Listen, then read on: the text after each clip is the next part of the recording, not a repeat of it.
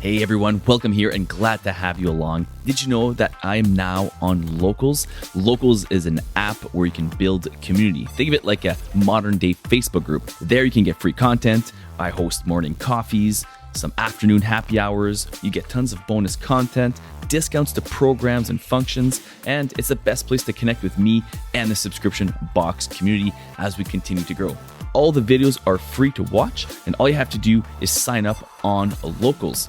And the best place to do that is to download the Locals app and search for The Subscription Box Show or Eric Music, or you can go to the actual website, thesubscriptionboxshow.locals.com, and there you'll be able to sign up for free. Hope to see you there, and remember to check out our new YouTube channel, The Subscription Box Show. Cheers, and enjoy the show. All right, we are live with the one and only Robert Skrob. He is the author of Retention Point, the single biggest secret to membership and subscription growth. So before I introduce our esteemed guest here today, actually, what happened is, I don't know how we connected on LinkedIn, I think, was it Robert? And I just commented, oh, that'd be a great book to read. He says, I'm going to send you one. I said, awesome. I said, just so you know, though, I am in Canada and shipping costs are nuts. But he was gracious enough to send us a book. And I fell in love with it. And I started reading it actually on Locals. For you guys who are supporters, you know that we kind of did some chapters through on our Locals community as well. So without further ado, welcome to the show, Robert. I'm so happy to be here. And yes, and I'm glad that you finally received the book. I was remarkably surprised how long it took Amazon to deliver the book there. And thankful, sometimes I get irritated when Amazon doesn't deliver in a day or two. And I think it was something in the neighborhood of 3 or 4 weeks to get a book to you. So it's got to be a challenge all the time. You know what? Yeah, it's funny. We can get to that at some point in the interview. I'm not sure if we're going to go there, but it's funny when it comes to shipping.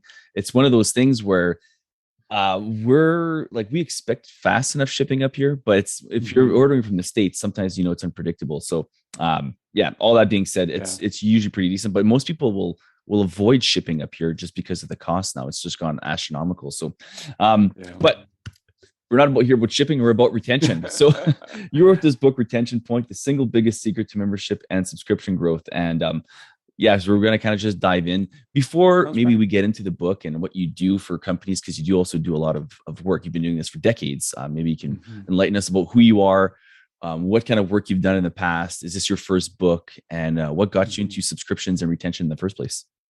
Well, thank you for that. I actually was started as a accountant, a CPA here, and I was in public accounting for about 3 months, something like that, and hated it, and quit and took a job as a bookkeeper for a consulting firm that did consulting work for nonprofit trade associations. And about 5 years later, I actually bought that company. And now here I was. It was 1999, and there was associations. Everything that they offered and did was being attacked or kind of done by these upstart internet companies. And there was Ask Jeeves and Yahoo, and Google had been created, but it really wasn't on the radar yet. It would be a couple of years. But still, it used to be people would call their association if they had a question about something related to the industry. And now you could just search and be able to get those answers. So I had to really become an expert in creating membership value. And I also dove into direct response copywriting. And so for about 5 years, I was writing sales letters for membership, for conference registrations, for selling sponsorships, exhibits, creating newsletters, creating media for our members, and really doing everything I could in order to grow these organizations. And then I kind of the mentor that I was working with in order to learn copywriting, Dan Kennedy, suggested all this stuff that you've been doing for nonprofits, you ought to share it with for-profits. And as it turned out, we created a subscription for for-profit organizations so that they could create their own membership and their own media for for sale. And then I sold that business in 2012 and exited, and then sort of kind of, guys had a non-compete, and I was still working with that business. So I started then working with much larger subscription businesses. And rather than, kind of a smaller startup, I was then working with billion-dollar companies like Agora, certainly several publicly traded companies today. I certainly had I think it was probably 2017 was the year of the subscription box, and there was quite a few subscription boxes as that became hugely popular.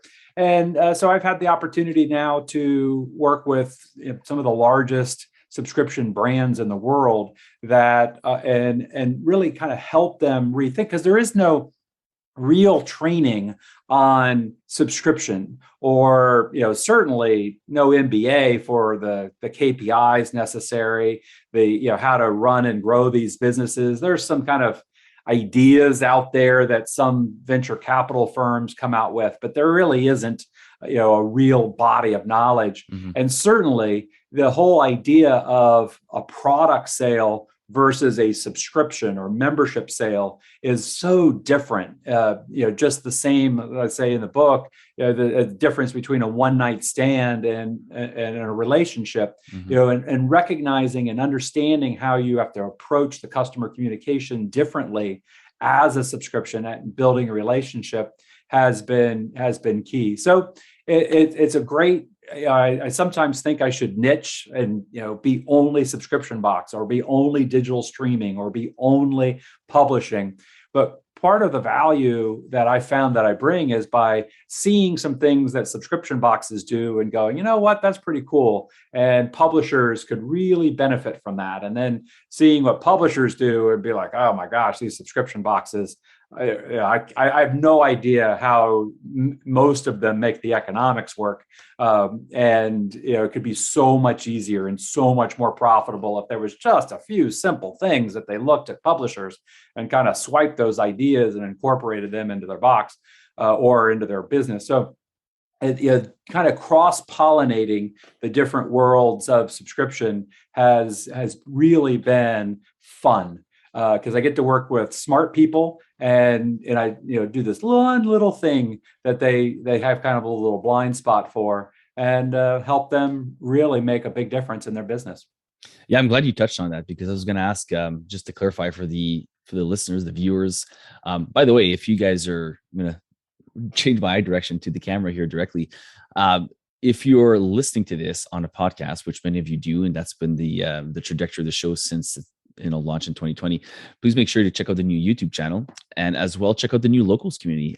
Just go to YouTube and look for the show. It's always in the show notes as well. And I know Junar does a good job of putting that up on the screen there. So have a look at that. If you enjoy watching, if you want to see the guest and see Robert right here in person, I'm looking at Robert.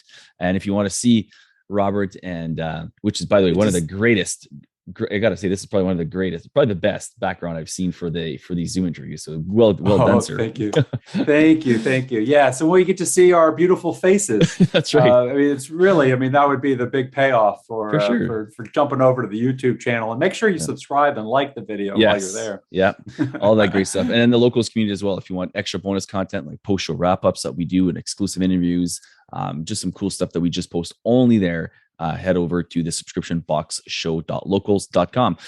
So I'm glad that you mentioned you kind of cross-pollinate, and I found that interesting in the book, actually, going back to your book, and like you would marry the kind of the two, like you talk about the subscription boxes versus a SaaS company or whatever, and kind of leverage those things. So have you seen kind of all of the different subscription, not brands, but businesses or industries kind of like sort of get closer to where you'd like to see it now when it comes to what you do, or is it still there's a big gap where people can learn from each other?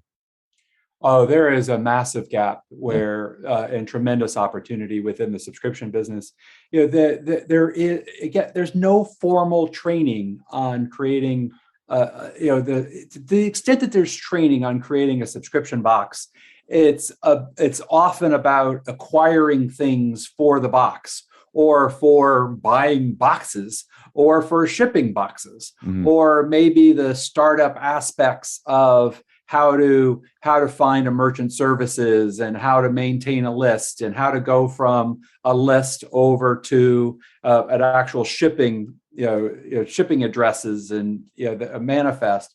And then maybe they would go beyond that to failed charges and collecting those sort of things. And so with there's a whole entire side of the business related to the subscriber relationship that never gets touched on. And the thing as I described with subscription box, it's really the same with SaaS, because they're talking mostly about their type of product and how to create it. And do you do no code, or do you code in this software language or that? Or do you, what is your, the customer experience? They might talk a little bit about that, but to the extent they do it, it's usually in terms of onboarding, not, and often that is all about the things to do in order to use the tool versus, the really how to build a relationship. So there's very little training on how to go from a product business over to a subscription relationship business. And so that, the good news is it offers a huge opportunity for me. The challenge is that there really isn't kind of a name for it. There isn't a known a skill. Like everybody knows what marketing is, and that's mostly related to new customer acquisition. But this whole other thing of how you build a relationship with your customers that you have is really pretty new in the for-profit world. If you look at most businesses, and it's a huge crying shame, but if you like a restaurant, they really think of that dining experience. And if they serve a great meal, they expect and hope that the customer will come back. They're not thinking, oh, let me grab their name and address while they're here, get them in our rewards program. And if I don't see them come back in 2 weeks, I'm going to send them a postcard for a free dessert, or I'm going to reach out with some other offer. And most restaurants, I've worked with several friends who've owned restaurants and helped them be in the customer list business versus the food business. And when you're all about building that relationship with customers, that's a completely different, really, skill and business area. And most product, even subscription boxes, are really focused on what they deliver and engaged in their conversations. It's like, I remember going to conferences of subscription boxes, and they're like, I was trying to decide, should I send 7 things in the box or 6? Or how much do what percentage of what's the discount, the retail discount of the items that you deliver? Like, oh, well, I deliver $120 of worth of items, and it's only $30 a month, and all that is completely useless in terms of subscription retention. Subscribers don't care one iota about the retail value when they're making a decision about whether or not they're going to choose to subscribe for it next month.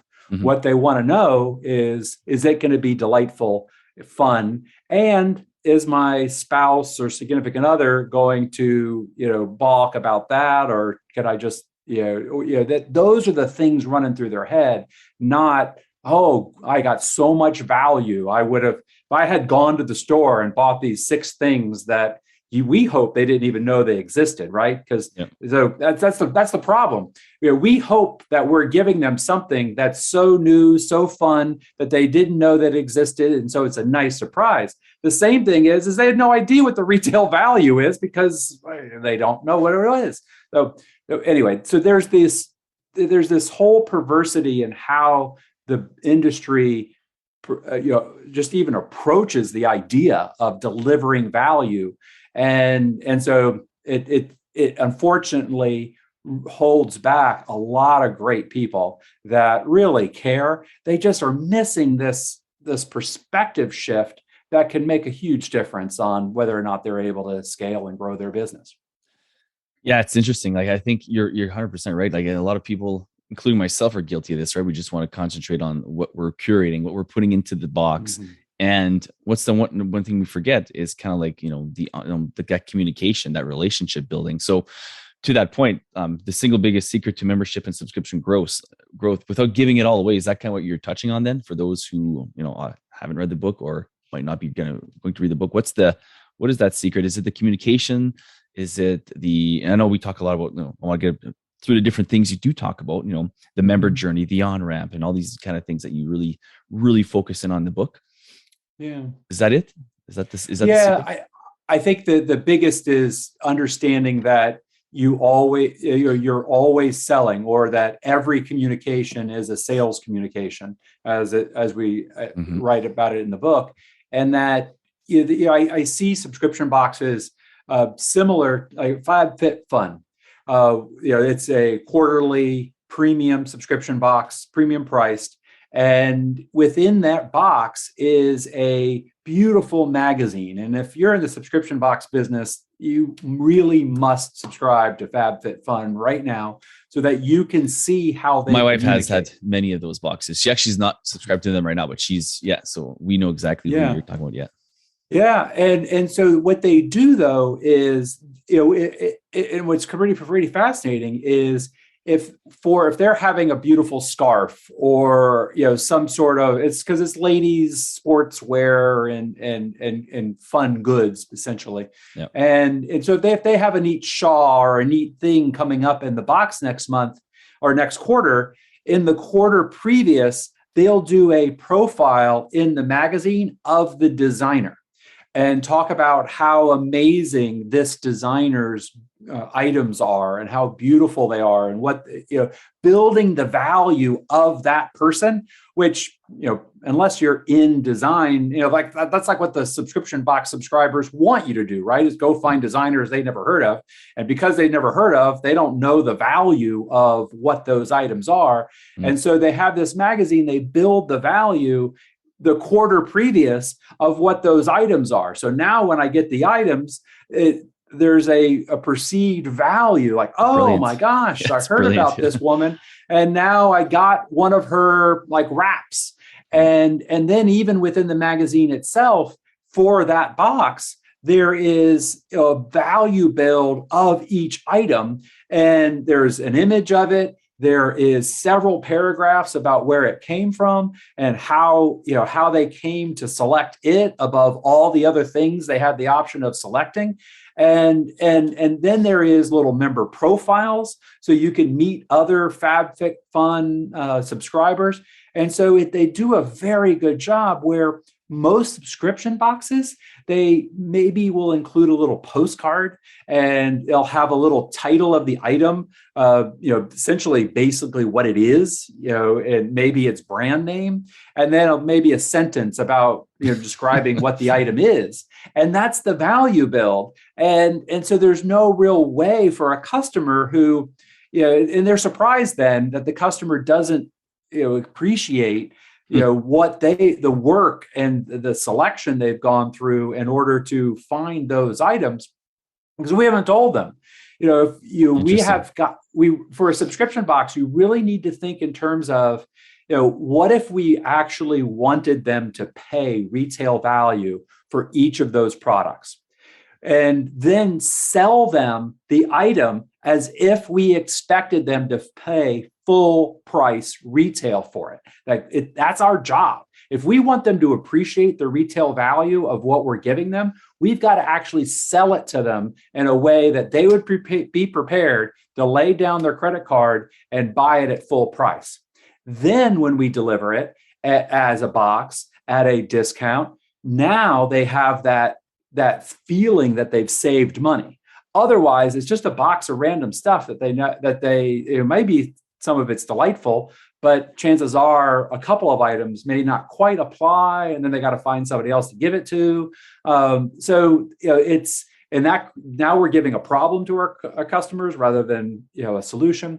So those are some just in that understanding that every communication is a sales communication. That's really the secret. That really our opportunity to retain that subscriber for the next renewal period is in this box, and we've got to sell them so that they're absolutely thrilled and delighted. Yeah, it's fascinating. Yeah, you're right. They do it right. FabFitFun do a great job. Now, someone might be, not to make excuses for, either myself or anybody else who could be like, well, yeah, with FabFitFun, they've got a huge team, Robert. They can afford these kind of things. I'm a startup. Where can I start up as a startup company here? Yeah. Someone who's maybe in the idea phase or just launched or within their first few hundred members. So, of course, FabFitFun was a startup once too, right? That's true. Yeah. So it's important to recognize that they didn't come out of they didn't just magically start and have all those subscribers. They did have an advantage because she had a list when she launched, and so she didn't have to start from zero in terms of marketing. But they did have to start, just like everybody else, with shipping just a few boxes and growing from there. And I think that one of the what I would approach it is, rather if it's too expensive to print and include a little book or pamphlet within the box. Although if you're looking to retail out of the box, having an item in the box that helps you build the value and retail, you can actually make you money when you do it right. But if you don't, then you'd have those online so that there is that value build within a digital delivery, and then they have the box that has the actual items in it. But you can't short circuit the sales process, and it's absolutely essential that we see. That was one of the other things about the subscription box that I was scratching my head about in 2017, because for almost 20 years before that, I was really, particularly when email came out, oh my gosh, what a gift, because we're sending materials to our members once a month, and so we got 1 day a month to try to retain them. And then they got at least 27 days a month to think about reasons to quit.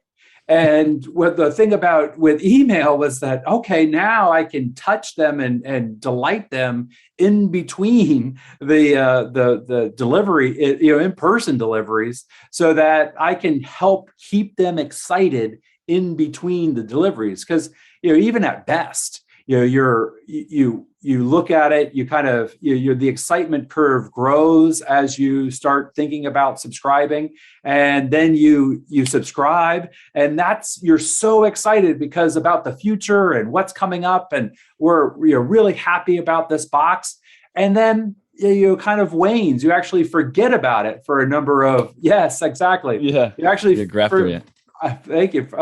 You actually forget about the subscription, and then it shows up, and perhaps the excitement goes back up again. And what you want to do is have an onboarding campaign. I've been working with several subscription businesses this year, particularly, and outlining and launching a 7-day new subscriber email campaign, all designed to make them more excited 7 days after they joined than the day they chose to subscribe, by helping build the value and anticipation of what's going to be within the subscription. And those types of things are essential and don't really cost much. I know they do take time, but it's crucial. If we want to build recurring revenue, we've got to build recurring relationships with our subscribers. Yeah, that's a great point. In 2022, do you think with there's maybe a place to start sending things back in the mail? I'm part of another. I follow another gentleman who has a podcast, and I love his stuff. So I pay to be a supporter of his Patreon account, and he's starting a quarterly newsletter again. And everyone in the group is so excited about that, to get something in the mail again. So I guess my point is, I think the email is key, but for sure, then your 7-day plan is going to work wonders for people that probably don't even. We think so much about what's going in the box. We don't think about, the sale's done, now what, right? And that's where people lose interest. So I guess what I'm trying to get at here is there's still a place to, yes, do the emails, but with the open rates being what they are now, and spam filters and promotional folders, is that also maybe key to, maybe not key, but a good idea? Like for what we do now, we send these new member letters in the mail because they only cost us 75 cents or whatever. So we can send a letter to everyone else, and it has a little card in there with a QR code where people can scan and have a video of what to expect. But in the same point, I guess we have to maybe be careful after reading your book to make sure it's about them and not about the guy at the party talking about themselves too much. Does that make sense? Yeah. Well, I was shocked. I did the deep dive in subscription boxes, and only one actually sent me like any kind of welcome kit or any kind of immediate value. All the other boxes put me on the list for the next month's fulfillment as a new subscriber, and that astounded me. I'm like, wow, this is amateur compared to I agree. Compared to what we've been doing in the publishing business for 30 years.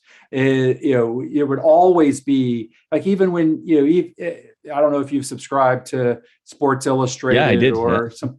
Yeah. And so, like, even with Sports Illustrated, you get the magazines, but usually along the same time, it comes separate, but you get a welcome kit, and there's some materials in there, a copy of some sort of neat guide or something that they've got going on.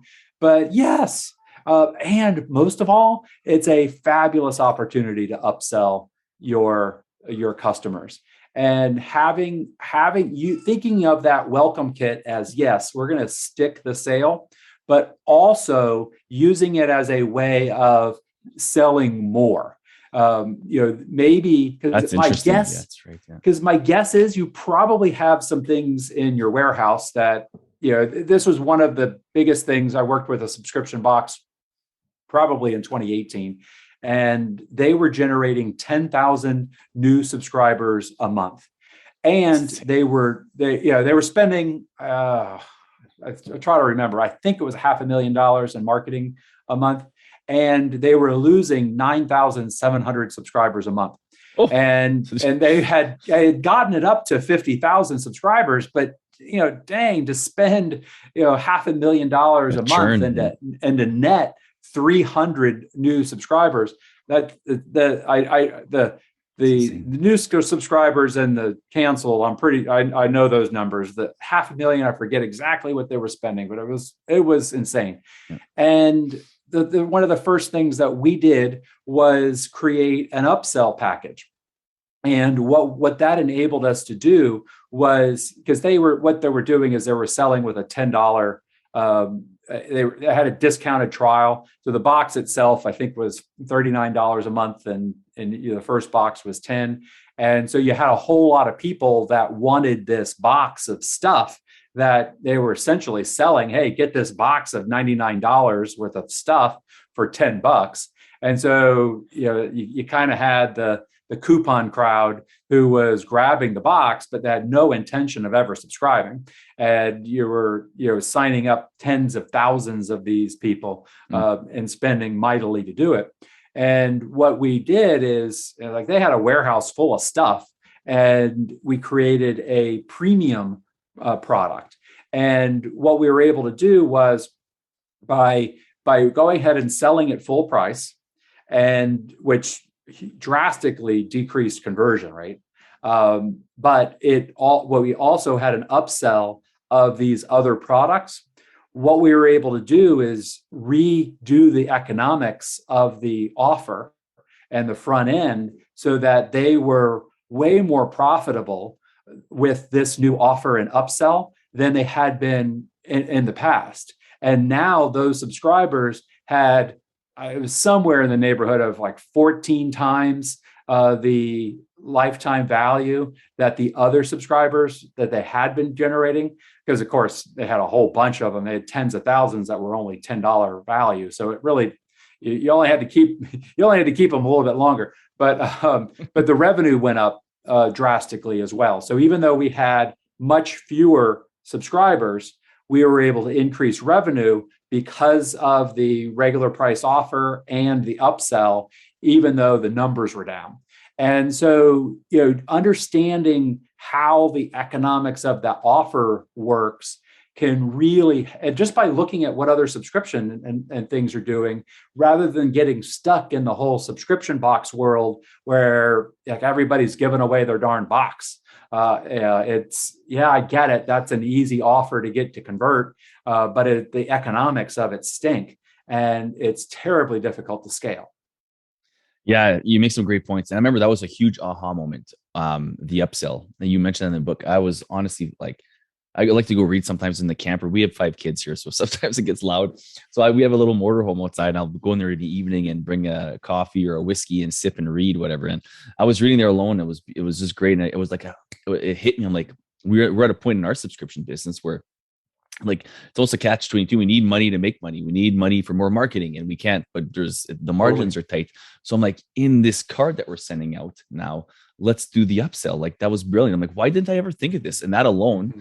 Well, we're yet to see the results. We're going to implement that in August for the first time. But yeah, thanks. But it's like that alone might be the game changer to take us to that next level that we need for the upsell. So I mean, these little things I just remember I was floored by. I'm like, why didn't I think of this? Like an upsell is such a good idea, and everyone's excited at that moment because they just subscribed. A few days later, they're getting this letter in the mail. Now they get to scan for their their personalized code or whatever to maybe it's a slight discount for that upsell. So is there like a sweet spot range when it comes to like a new member upsell? Is something not too much? Like let's say the average subscription box is $50 or whatever. I don't know what it is, but let's just say it's around there.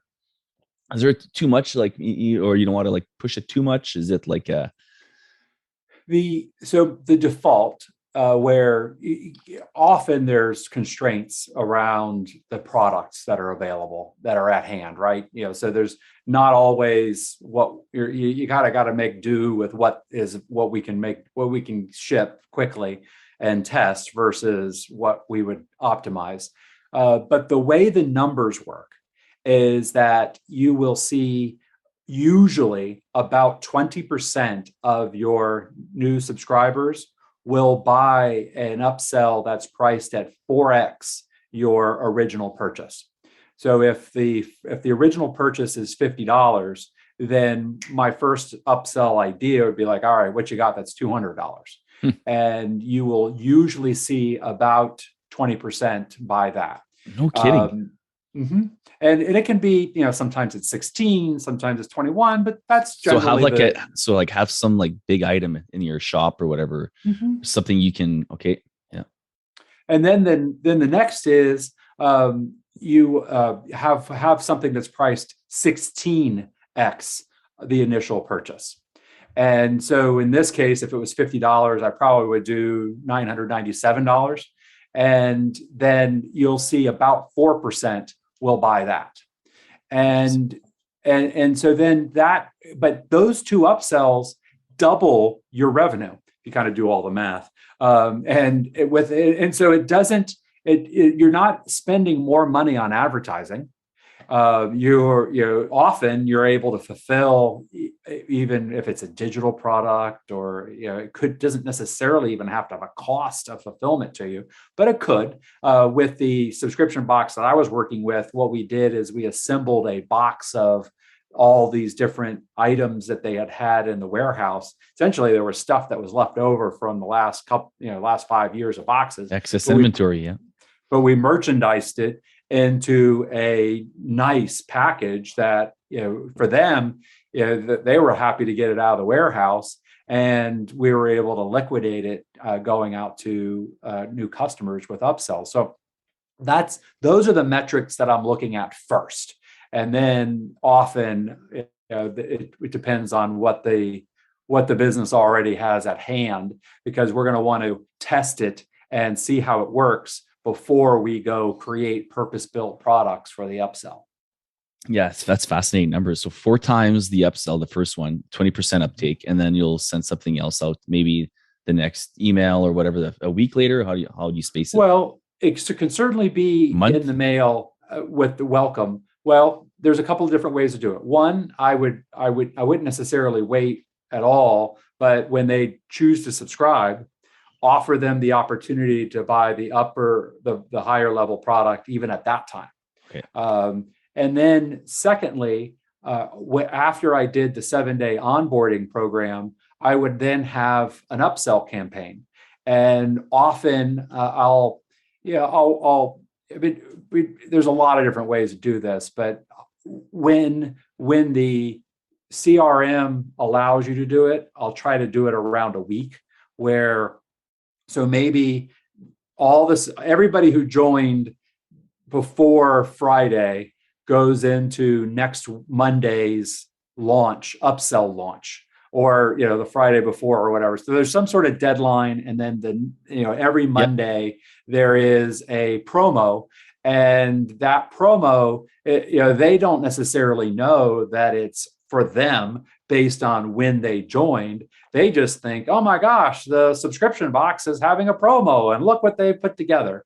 And you offer it, and usually he'll have like a cart close on Friday.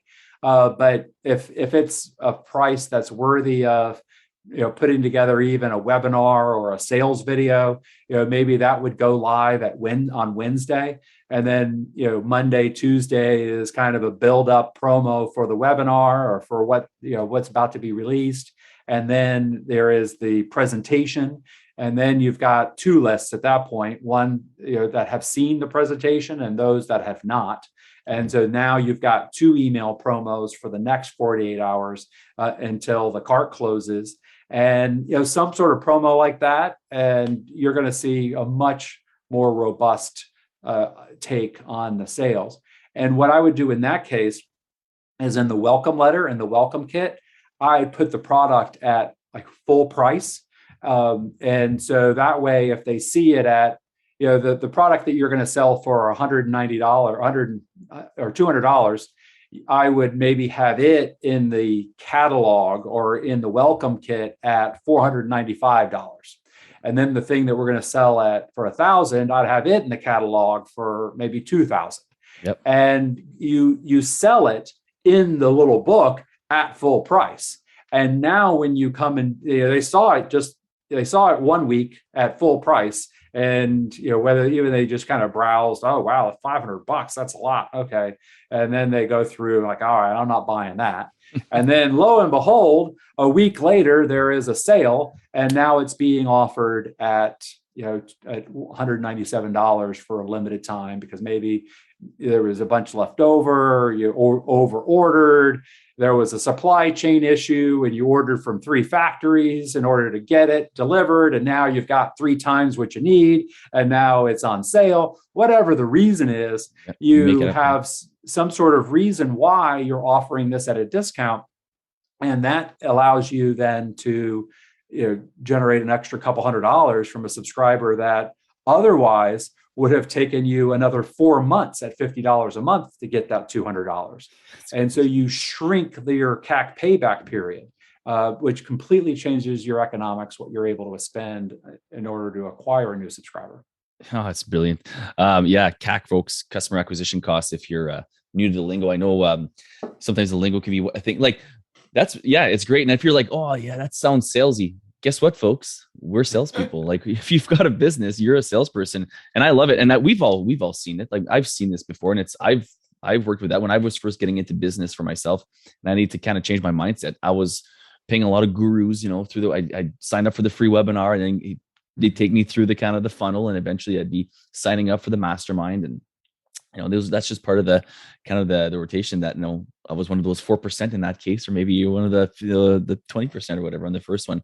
I just want to take a quick pause here and quickly just kind of mention our today's sponsor, which is Liam Brennan's Subscription Box Experts Academy. Folks, he's launching it on August 4th. The latest modules are coming out again. I don't know if it's version 4 or 5 by now, but it's a great experience of course, a program, if you will, if you really want to kind of scale up your subscription box, if you're new, or even if you are in the mix of the fight of trying to get to that first 1,000 subscribers, try to get to 1,000 to 10,000, whatever you're at in your business. I truly think this might be a fit for you.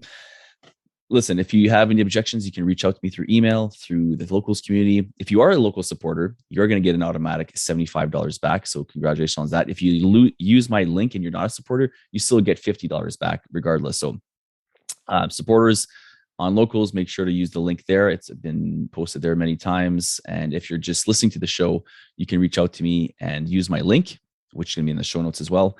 And you're going to get a $50 rebate on that. The course, I'll be right up front. It's $997, and it includes 8 modules with, I'd say on average, around 8 videos in each. It's pretty robust. I'm not going to lie. It also includes 6 live calls with Liam, the creator and founder himself. I'm a full affiliate, so of course I do a cut, full transparency.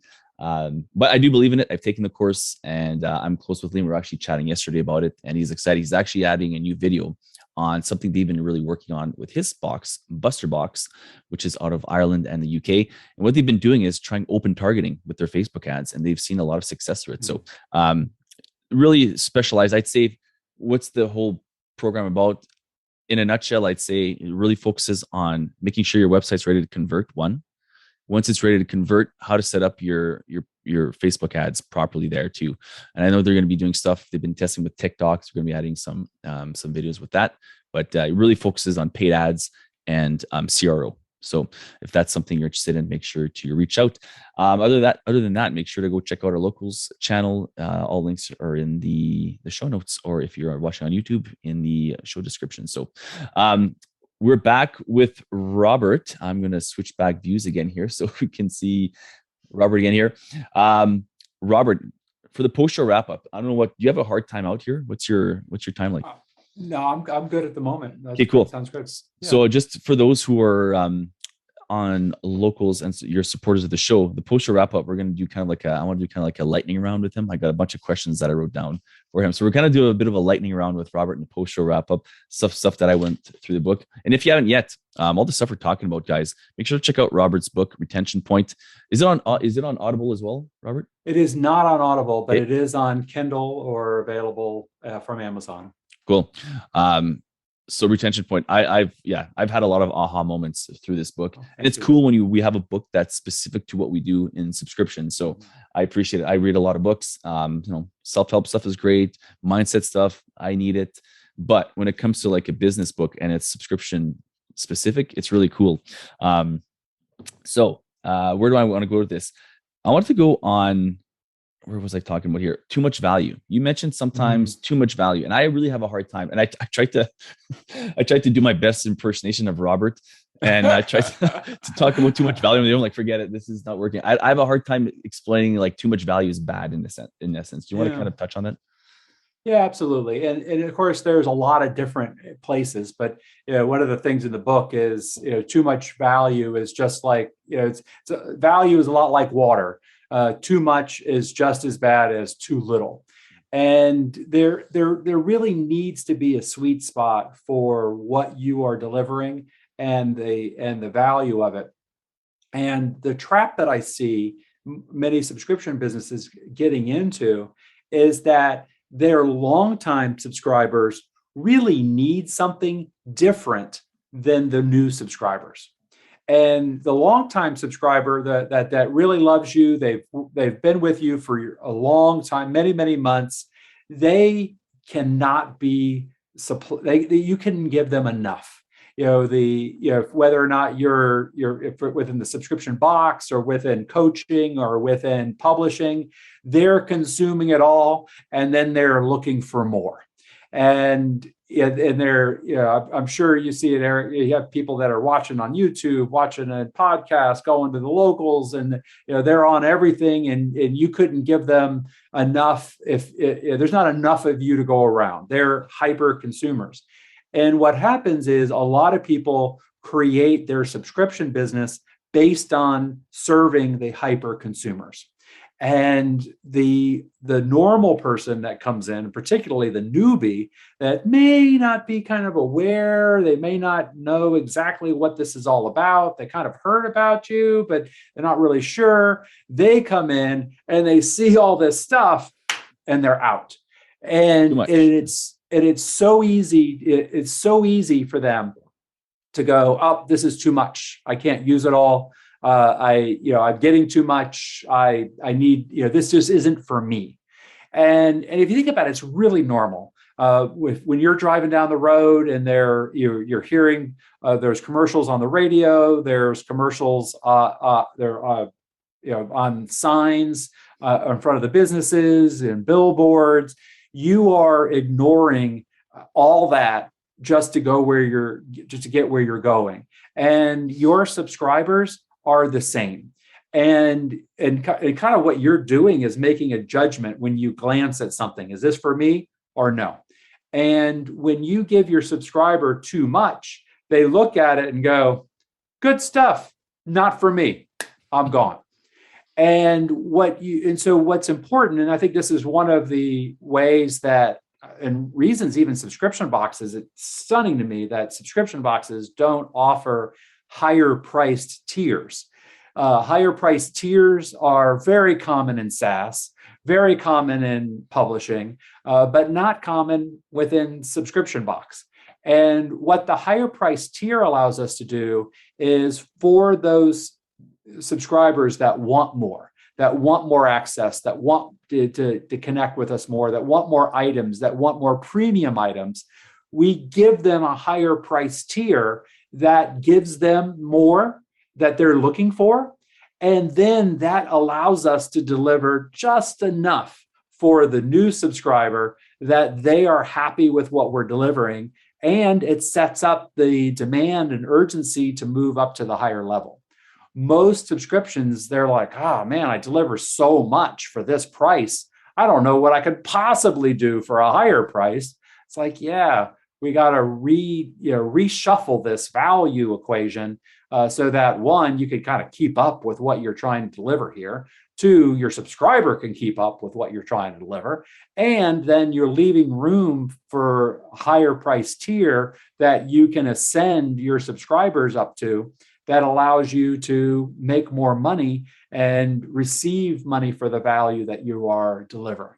And so kind of seeing your subscription business from the perspective of longtime subscribers and their needs versus the new subscriber and her needs is crucial to be able to understand how this give and take around value is, and how quickly we can overwhelm our new subscribers. Yeah, it's fascinating. I think there's something to be said about, it's kind of like subscription boxes are sort of new, right? They're like 10, 12, maybe like at the most. It's a pretty new industry. Like you said, the boom was in 2017-ish. Somewhere's in there. We've seen a lot now come through. And I think it's still, a lot of it, like you said, is a bit bush league when it comes to the way we do business. It's like we just take for, we have this box, people are going to buy it and we don't need to do anything else. It's like, well, I think there's a lot of room to improve that within your own niche, whatever that is. So I guess what I'm trying to say is, I look at our competitors, and we always kind of study them and see what they're doing right. And we might even, we have ordered from them to see, what their onboarding process is, what all these different things are doing. And I think there's a lot of room to improve. And then we fail to even do that at some point. And I'm guilty of it as well. But I think if we can kind of grasp what you're trying to say here, is that every communication is a sales communication, onboarding, like more, not so much adding more value is what it's at, but I love your take on like taking things from like businesses and membership things that have been around for decades, like 30 years, right? Whatever it is, like newspapers or print, like they've been doing these, they know what they're doing. And so I think there's a lot of room for us to improve and to really, we're kind of in a down cycle in a sense that, inflation's up. I've heard a lot of people saying, I'm losing membership. Well, this is a time, it's also an opportunity, isn't it? Totally. Yeah. Totally. And kind of your point before about, well, I don't want to be salesy. Kind of one of the things that I figured out really quick is I would rather be salesy than be letting go of my employees and or letting go of myself. Or letting go of the business. Yeah. And going and getting a job. So this is, generating customers. And if you don't want to be salesy, that's fine, because the subscription business is the place for you, because it's really more about building relationships with your current subscribers. And if you kind of think about it, this whole world of online dating, there is kind of a practice of what you do on the first date. That there's a conversation there. You're getting acquainted. You're trying to get to know each other, and the the conversation that you would have on your first year wedding anniversary is going to be very different than the conversation that you have on your first date. Or else you're not going to get a second wedding anniversary. But and it's not that you're a bad person. It's just that you have to evolve the relationship and have a different conversation with somebody you've known for a while than you would do when you first met. And that's exactly the same thing within your subscription business. Your new subscribers need an onboarding. In the book, we call it an on-ramp. And if you think of it kind of as a highway, there's cars that are moving at, full speed in order to get across the country. And and then you've got cars that are joining the highway. And if those cars just turn on the highway at, a dead stop speed and, try to accelerate, they're going to get hammered by the cars that are going, up to speed. And so we have this on-ramp in order to get the cars up to speed so that when they join the highway, they're at a comparable pace. This is even more important if you've got any kind of member forum where members are talking to each other. But you've got to have a pathway that gets the new subscriber up to speed so that you can build a relationship. You can answer those most common questions, because otherwise, new subscribers have the same 7, 10, 12 questions every single month. And what happens is, even if somebody engages and they love your forum and it's so awesome, and now they're answering questions and they think they're so cool because they're answering questions on your behalf and they're a true believer.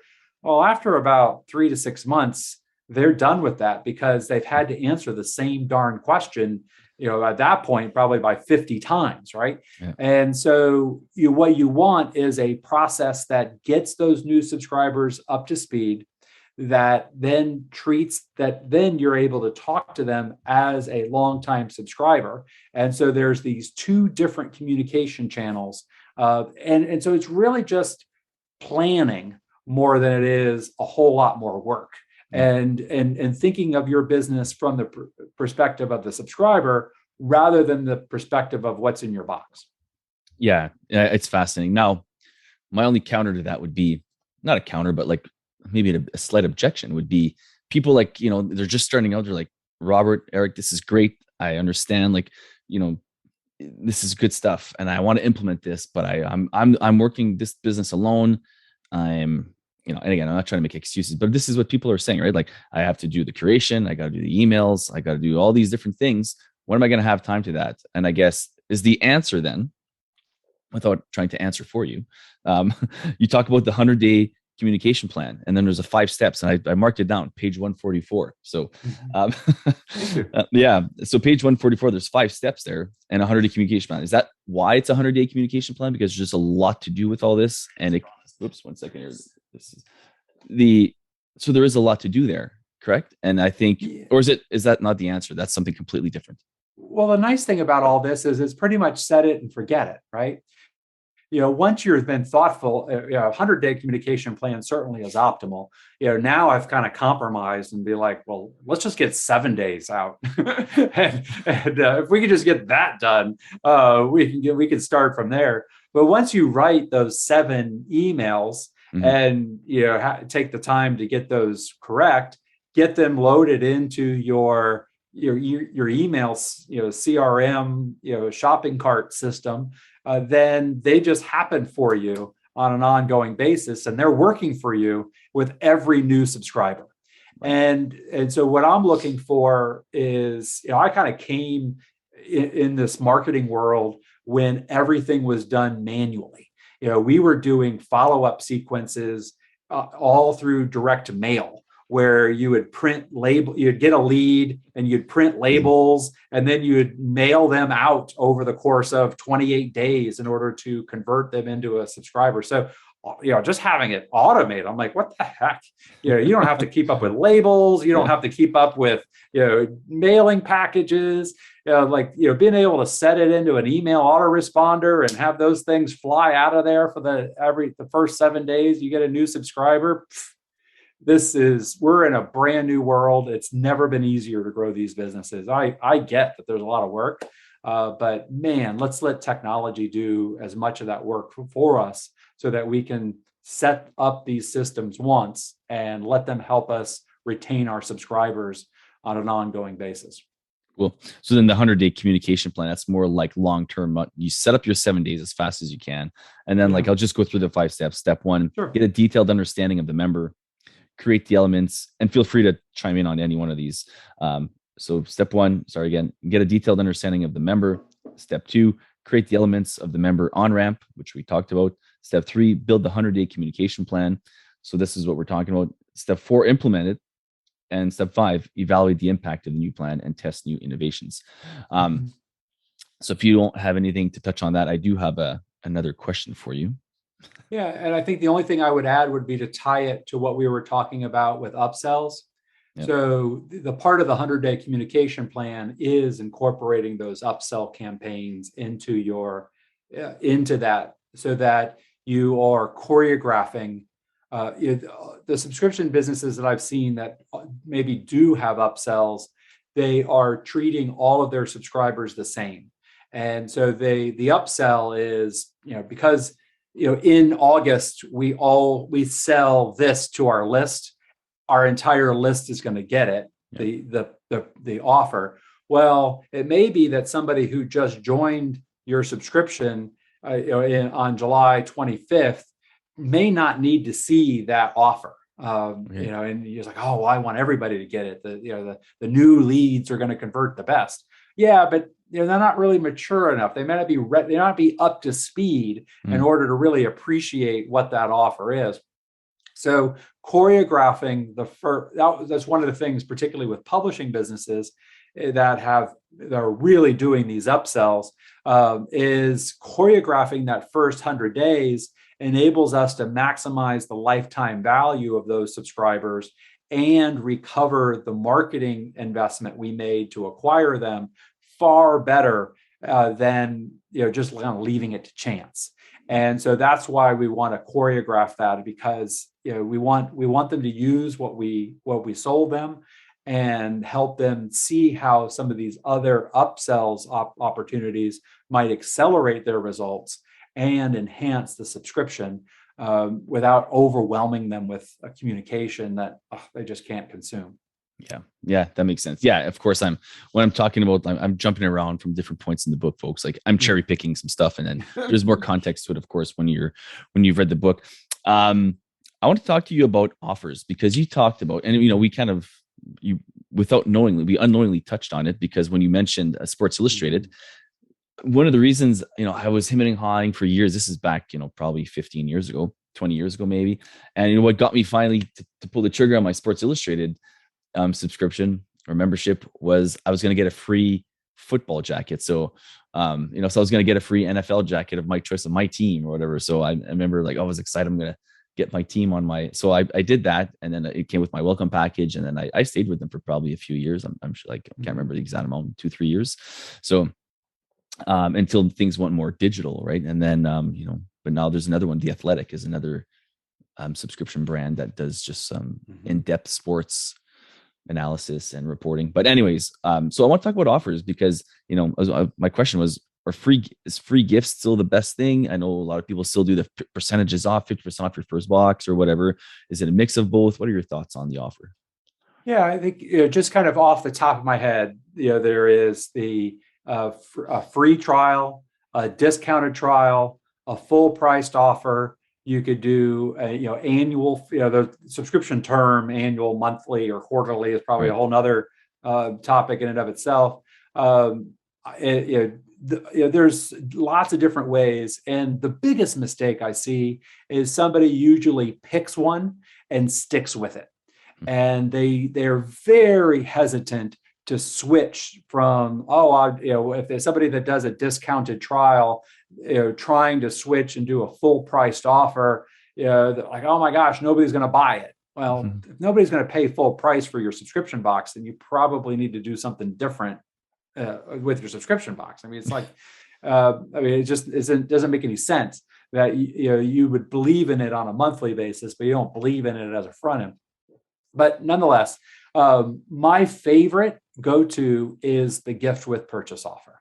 And that free jacket offer, I wouldn't. I'm dating myself a little bit, but probably 10 years before you bought the NFL jacket, the football phone offer was out for Sports Illustrated. Nice. And it was a little phone shaped as a football, and you could buy that along with and you got that when you subscribed to Sports Illustrated.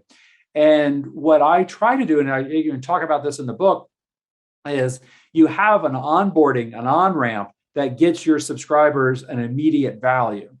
And then you position that on-ramp, whatever you call it, it's, some sort of digital product, some sort of guide, some sort of, so if maybe you're delivering a subscription box that's kitchenware and tools that you can use as a chef.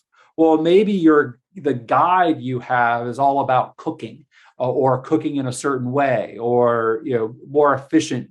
And so the guide can help build the value of all the kitchen tools and why you need them, but it also can help give a value so that could be a gift when they purchase a subscription box. Mm-hmm.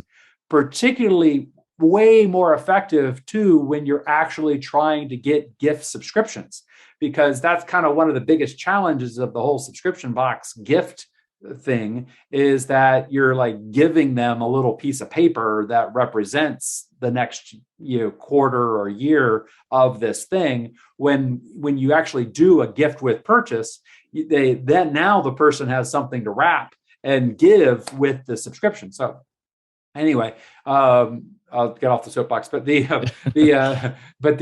having it, or maybe if you're doing a menswear box, mm-hmm. then having a dress for success type gift with purchase, or the 5 best styles for for fashionable men today. And there's these style guides that they can take a look at. And so again, that helps build the value of all the stuff you're about to ship them. And it gives you something else to offer that is cheap because it's digital, or it's pieces of paper that you're shipping to them as part of the welcome package.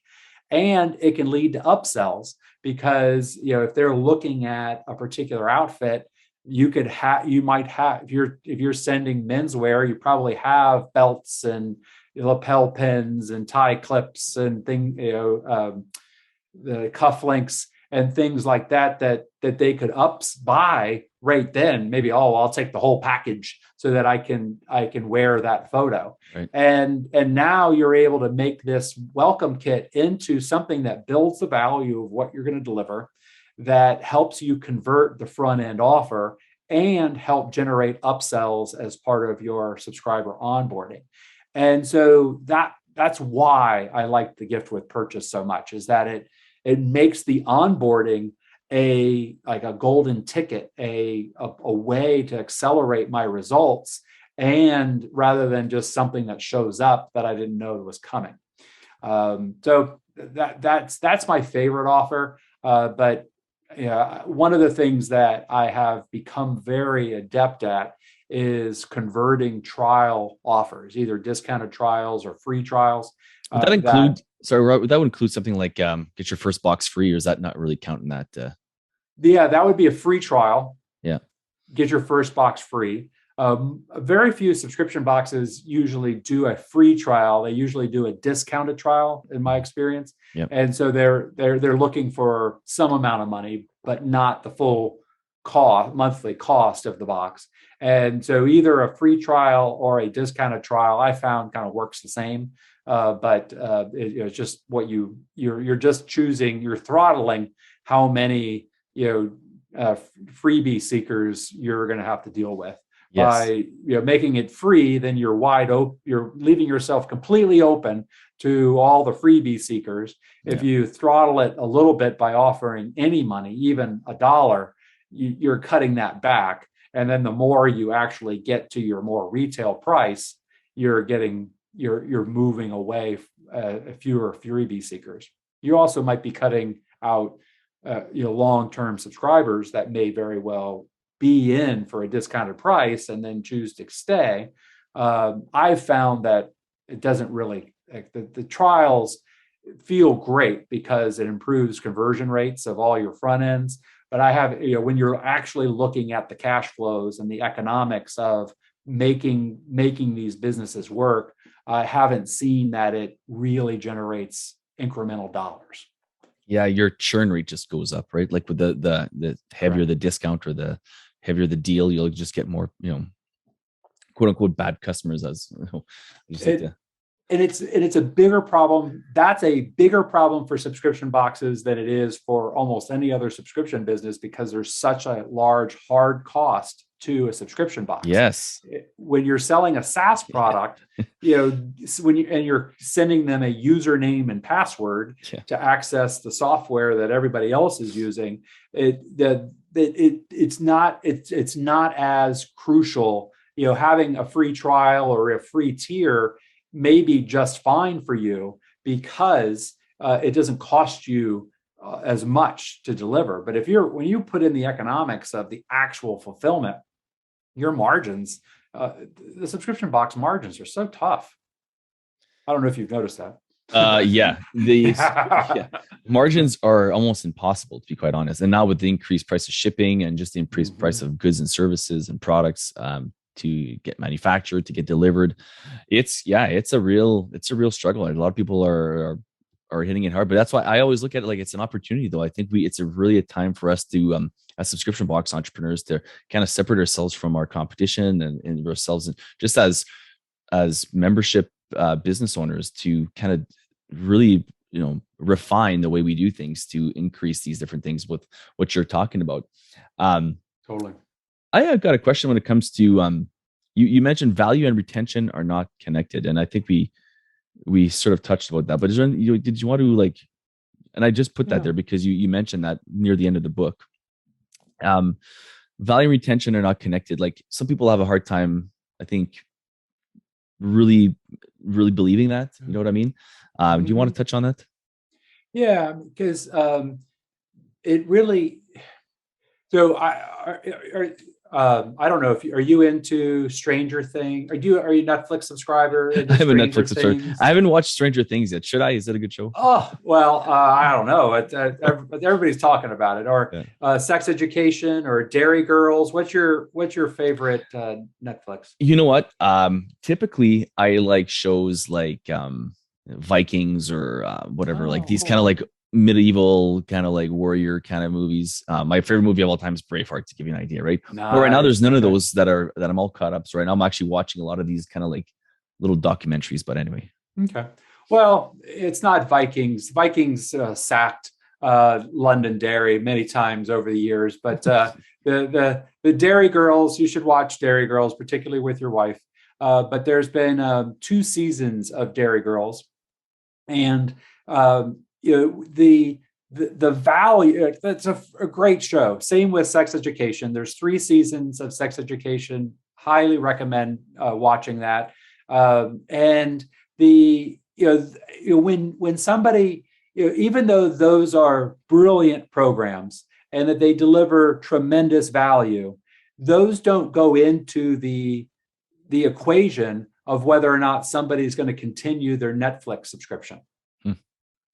Now, what's coming up, recognizing that, oh my gosh, they just, Dairy Girls season 3 is coming out, and we're going to get to watch that as a Netflix subscriber, and only as a Netflix subscriber. That future excitement about what's coming up, it will retain a subscriber. Or, Sex Education season 4, that's going to come out here in January. Is kind of what it's slated now, but so the value you have sent in the past, like maybe it kind of makes them believe that maybe you'll be, because Netflix delivered Dairy Girls season 1 and season 2, that helps me understand and recognize what Dairy Girls season 3 is about. So from that standpoint, maybe it helps me appreciate what's coming up, and also help me trust that you can deliver what you promised because you've done it in the past. But past value is in the past. they feel like they've already paid you for what you've delivered. And that right. it's not at all part of the future bargain. The future, when you're bargaining with a subscriber about whether or not to renew next month, you're now talking about the future value. And you've got to build anticipation and excitement and wonder into what's coming up. And it's about the relationship that you have with them, because you understand who they are and what they're looking for. Those are the things that drive retention. Now, they might be very satisfied with what you've delivered in the past and content and happy with the transaction so far, but they're only going to renew and pay again going forward if they're excited about what you can do for them in the future. Yeah, that's a great point. Like, for example, I only stick to Prime, not because of free shipping or because of anything else other than Yellowstone. I know there's a season, whatever it is that now, season 5 or 4 coming up in the fall. And that's the only reason I'm a Prime member, to be quite honest. Yep. But okay, so to your point, we don't want to miss it. No, I don't want to miss it. It's a good show. But so to your point, then, so let's say I wanted to implement this in our box, and someone else is thinking, okay, the wheels are turning, I want to do this. I love the idea, but it's a surprise box. So how do you sort of, I guess, no, maybe I know the answer to this question, but I'll let you answer it. Like, so I guess my question was, how do you put the pamphlet in there talking about, pumping up the next box without giving too much away? Because you still want to keep it a surprise. Well, there's more things than that even. What's your curation process? Who are the people that are doing the curation? Can we build value in them? What is the biggest objection that somebody has when they choose to cancel? And is there a way that it's like, if they're not using the items in the box, or they don't feel like the items are for them, how can we address that within an email onboarding campaign? What are the things that they're trying to solve with this box? Is it, I want to stay aware of what the newest things are? Is it, I want to look cool when I go hang out with my friends? If we have a box of camping equipment, well, then maybe there's a functional value, but chances are there is a status of being the person that has all the newest gadgets. And so what we have to recognize is, all right, we're solving this problem of helping somebody look cool in front of his or her camping buddies. And so this, and so now we're going to sell them on the coolness of what's coming up. And so getting into what is the problem we're solving, and then building a relationship with our onboarding, because we're recognizing that it's not about the value, it's about the relationship. And so now we need to on-ramp them with a relationship to know who we are, what we're doing, what's our curation process, how much work and love goes into each of these boxes. And then, addressing the types of objections that we might face that, if we know within our cancellation process what they're saying to us as the reason they're canceling, let's put a handling of those objections into our onboarding and turn those reasons why to cancel into reasons why they should stay, and sell them on the box as part of our onboarding. And those are the things, rather than trying to we've been delivering $120 worth of retail price stuff. Now we're going to try to deliver $150 worth of retail price stuff and expect that to improve retention. Instead, recognizing why they cancel and addressing that head trash and helping them see the value in what we're delivering rather than see it as a problem in their lives. That's what's going to help us improve our retention. That's gold, pure gold. And I marked it down for that. We're going to have to use that as a little soundbite to promote the show. It's good stuff, man. I really appreciate what you're doing. Thank you. We're going to move over to the post-show wrap-up right away. But I got one last thing to mention here. Did you ever hear of SUBTA and Sub Summit? SUBTA, yes, Subscription Trade Association. Before. Okay, so have you ever been to Sub Summit before? I have. I was an attendee probably back in, it was in Austin, I don't know, 17, 18, something like that. Yeah. Okay, cool. Have you ever done any speaking there? I should get you connected with the founders there, because I don't want to name drop. It's just like they've been on the show, all three of them, close friends. I would consider them very close friends. And I'd love to get you on the stage there. I'll have to talk to the boys there. And sounds good. Yeah, because this would be a great, fun. a great session to have for Absolutely, a bigger audience. So that'd be good. Sure. Cool. So I'll always happy to serve. Yeah. So I'll do a warm intro after this. Remind me. I won't. No, don't remind me. I'm gonna just make a note. Okay. Well, everyone, grab the book. I just gotta. So we're also so post show wrap up. So if you're listening to this, head over to the subscription box, show.locals.com for the post show wrap up. I'm going to be doing some Q&A. So some of the questions that came in, we're going to be answering some questions from the viewers and the listeners. And if you're like, hey, how come I didn't know I could ask a question to this, and how do you even get ahead of this stuff? You got to be on Locals to get it. So make sure to do that, to ask the questions there. And that's where I post, whose guest is coming on if you have questions for them. And we're also going to do a quick kind of like a rapid fire lightning round with them. I got some questions from the book that, stick out to me that I want to ask him. Some formulas, different things like that to kind of like give you a bit of a teaser. But yeah, there's also something you mentioned about, I'm not going to say more. I'm not going to give it away. So for the listeners and the viewers of YouTube, thanks for watching. Thanks for listening. Appreciate you.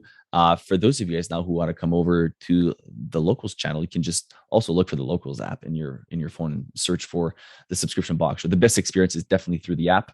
And then you can watch the post show wrap up from there. So Robert, thanks for doing this. And really appreciate you. I just also want to mention, do you work with, so I know a lot of the people who listen to the show also have big subscription box companies. Do you work privately with people? Is this something you just kind of do speaking now? What's the role?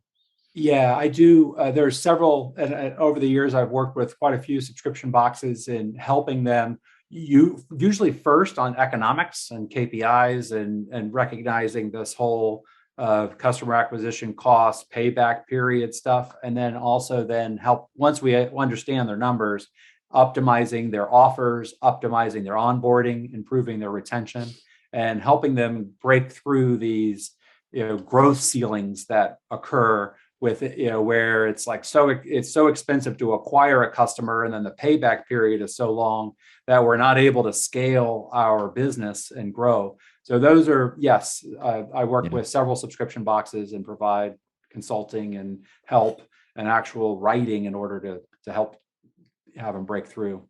Perfect. Okay, so if you're listening to that, what's the best way then for people to get a hold of you?